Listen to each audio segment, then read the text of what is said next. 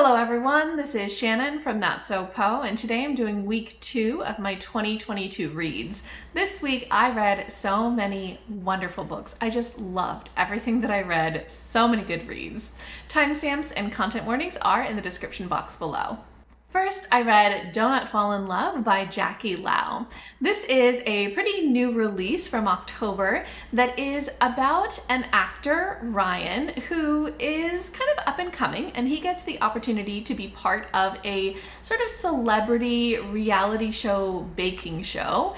And he realizes that he doesn't know how to bake at all, and so he decides to take lessons with Lindsay, who owns her own donut and cupcake shop.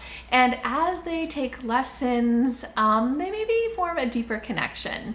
This book is just so sweet. It is filled with so much baking, and it has a lot of deeper emotions and themes as well, especially regarding kind of how to be vulnerable when you've lost people in your life and you're dealing with grief as well.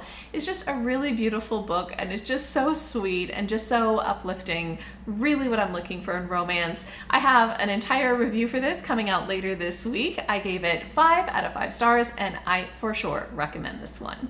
Then I read another great romance, For the Love of April French by Penny Ames. This is a book that I heard about from Kazen at Always Doing, who I will link below, as well as her review, because her review is what convinced me to pick this up. Definitely check that out.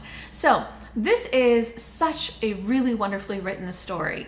I was just so impressed by the writing. The basic premise of this is that we have a guy, Dennis, who moves to Austin, and he's new in town and decides to go to the local kink club because he's very into BDSM.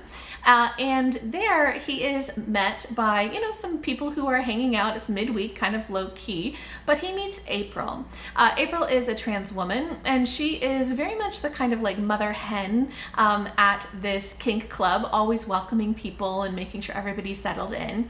And she and Dennis really hit it off, and they decide to, kind of get together. But they're not really sure where this is going, especially because April has a lot of self-doubts. She's had some not so great interactions with people in the past, and Dennis has some self-doubts, which maybe he doesn't feel comfortable showing because he is a dom, so he's a dominant, and April is a submissive. And so dominants are supposed to be like always in control, and that's very much part of their appeal. But he's had some bad experiences in the past as well, and not really sure if he trusts in himself even. So both of these characters have to kind of learn how to trust themselves in order to be able to be in a relationship together. And the story is really about that and about them coming together. It is woven together really beautifully. It's got some very heavy topics in here, definitely quite a bit of issues that April has gone through as a trans woman, and just some really interesting weaving through of the story and the timeline. It was just so well done. I think that when I came into this book, I was a little bit worried because I knew that kink was going to be a huge part of this, and BDSM isn't so much my thing, especially the dominance and submission part, because I tend to like it when in romances the characters are very much partners, very much equals in terms of power structure. But the point of dominance and submission is that one person plays at having more power than the other. So I mean, it's a consensual thing that both people agree to, and it's a game in a sense, but I wasn't so sure about that. And I think that in general it isn't my thing, but it was so well written in this. I think you just really understood a lot of the motivations and a lot of the reasons why these kinds of kink were so important to the characters. There's a lot about the dominant-submission relationship that is about trust. And so that was actually really beautiful. So even though I was not sure how that would work out for me, I think that Penny Ames is just an amazing author, and she did a great job at this. So very much recommend. I gave this 5 out of 5 stars. Then I read FIYAH Literary Magazine issue number 17, edited by DaVaun Sanders. So I really was so happy with this collection. Whenever you read like a collection or an anthology of short stories with a bunch of different authors, you never know how it's going to go. But this one, actually, every story was great. I really enjoyed the stories in this. I think that maybe not every story was amazing, but they were all just really, really solid. You had creepy stories, you had funny stories, you had sweet stories. There was some really good poetry in this too. Often the fantastical poetry that they have, I struggled to really follow, but there was a really, really good one in here. So this was such a solid literary magazine issue. I really liked so many of the stories. Definitely, I want to keep my eye out for those authors doing other things, and I really want to keep reading FIYAH Literary Magazine issues because I have quite a few that I own and have not yet read. So overall, I gave these stories an average of 4 out of 5 stars, and I definitely recommend this magazine if you haven't tried it already. Next, I read Poppies of Iraq by Brigitte Findakly, who is one of the authors and the colorist, and Louis Trondheim, who is one of the authors and the illustrator, and translated by Helge Dascher from French.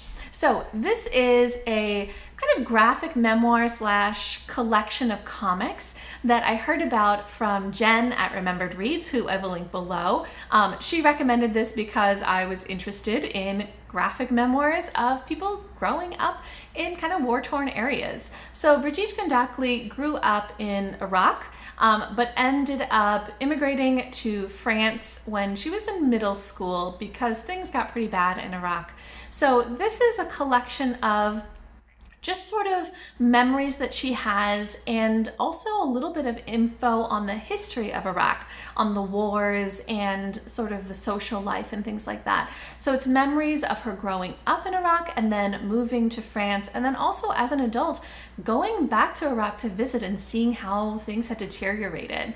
There's a lot in here about her parents as well, and them trying to figure out what the best choice for their family is, because things were getting pretty bad in Iraq, but also things weren't great as immigrants to France, even though her mother is actually from France originally. So it's just so interesting. I thought the drawing style was actually really cute, and I think that the way that this really was just as much about the history and culture of Iraq as it was about her personal family was fascinating.